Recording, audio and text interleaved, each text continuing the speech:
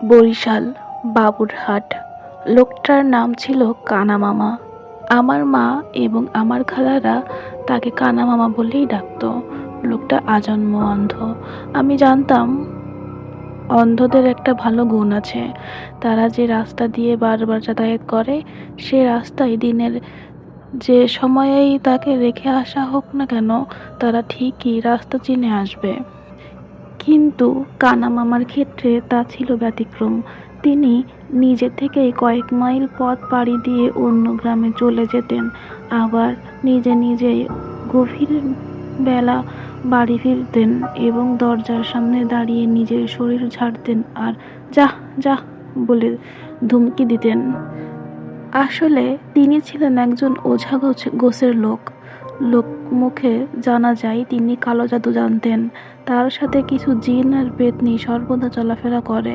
তারাই তাকে রাতের বেলা পথ দেখিয়ে নিয়ে আসে, আবার চলে যায়। আর আরেকটি দক্ষতা ছিল, তিনি মানুষের স্বর শুনেই বলে দিতে পারতেন লোকটাকে। আমার মা প্রায় 16 বছর পর গ্রামে গিয়ে একদিন তাকে দেখে বললেন, কানা মামা কেমন আছেন?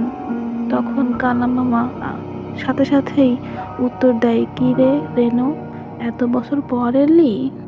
কথিত আছে আজ থেকে প্রায় 20 থেকে 22 বছর আগে এলাকাতে একটা পুরনো পোড়া বাড়ি ছিল। সেখান থেকে নাকি প্রতিদিন রাতের বেলা অদ্ভুত সব আওয়াজ আসতো।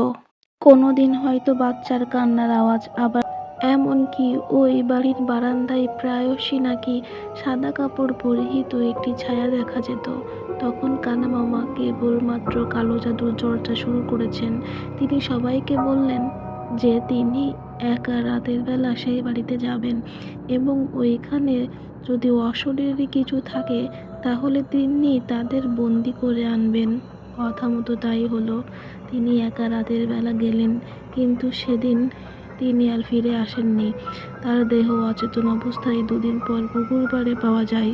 তবে তারপর থেকে ওই বাড়ি থেকে আর কোনো আওয়াজ আসেনি।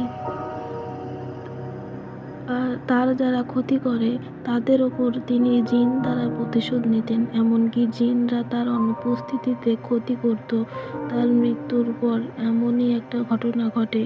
এক সদ্য বিবাহিত মেয়ে রাতের বেলা হাত মুখ ধুয়ে কলপাড়ে যায়। কিছুক্ষণ পরে তার আর্ত চিৎকারে তার শাশুড়ি মা বাইরে বেরিয়ে আসে। তিনি গিয়ে দেখেন তার বৌমাকে কে যেন হাওয়ায় ভাসিয়ে নিয়ে যাচ্ছে এবং কিছুক্ষণ পরে পুকুরে ফেলে দেয় আর পানিতে চুবাতে থাকে। সে ঠিকমতো চিৎকার করতে পারছিল না, কারণ তার গলার সোনার চেইন কে যেন গলায় চেপে ধরেছিল।